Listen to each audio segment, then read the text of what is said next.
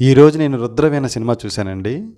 Cinema చూసిన తర్వాత ఎన్ని సంవత్సరాలు ఈ సినిమా చూడకుండా ఎలా ఉన్నాను నేను. ఈ సినిమాలో ఇంత మంచి ఉద్దేశం ఉందని నాకిప్పుడు తెలియలేదు. ఈరోజు సినిమా చూసిన తర్వాత అర్థమైంది. కళ కళ సమాజానికి సేవ చేయాలా? లేదా కేవలం ఆధ్యాత్మికత సాధనకే పరిమితం అయిపోవాలా? అనేది ఈ సినిమాలో ఉన్న కోర్ పాయింట్ అండి. నిజంగా అంటే నిజంగా చాలా చాలా చాలా పర్ఫెక్ట్గా చెప్పారండి. ఈ సినిమాలో గణపతి శాస్త్రిగా మన జమినీ గణేశన్ గారు నటించారు. ఆయన కొడుకుగా మన చిరంజీవి గారు నటించారండి. ఆ సినిమా చూసిన తర్వాత మీకు షేర్ చేయకుండా ఉండలేకపోతున్నాను. మీ అందరూ చాలా చూసుంటారు ఈ సినిమాని. మీ అందరికీ తెలుసు ఈ సినిమా గురించి ఏంటి, ఈ సినిమా ఎలాంటిది, ఏంటి, ఎంత స్టోరీ ఉంది, ఈ స్టోరీలో ఉత్తమమైన క్యారెక్టర్స్ ఏంటి, ఈ సినిమాలో ఉన్న మంచి ఉద్దేశ్యం ఏంటి అన్నీ మీకు. గణపతి శాస్త్రి ఆయన దృష్టిలో సంగీతం దేవుణ్ణి చేరుకునే మార్గం.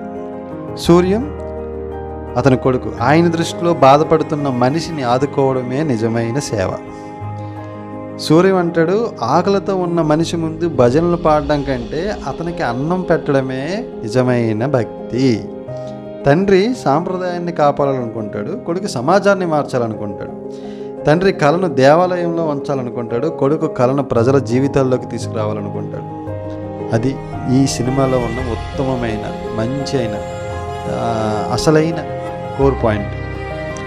సూర్యం అంటే కొడుకు ఒక లలిత అనే అమ్మాయిని ప్రేమిస్తాడు.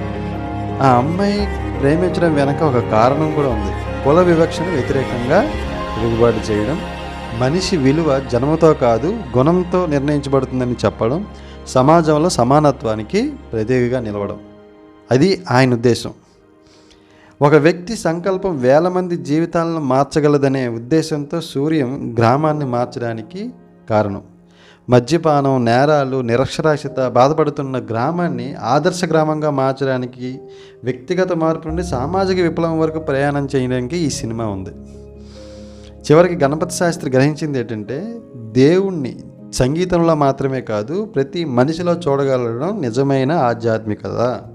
అప్పుడు తండ్రి ఇలాగ అర్థం చేసుకుంటాడు, సూర్యం సంగీతాన్ని వదిలిపెట్టలేదు. సంగీతం చెప్పే కరుణ, ప్రేమ, మానవత్వాన్ని జీవితంలో ఆచరించాడు.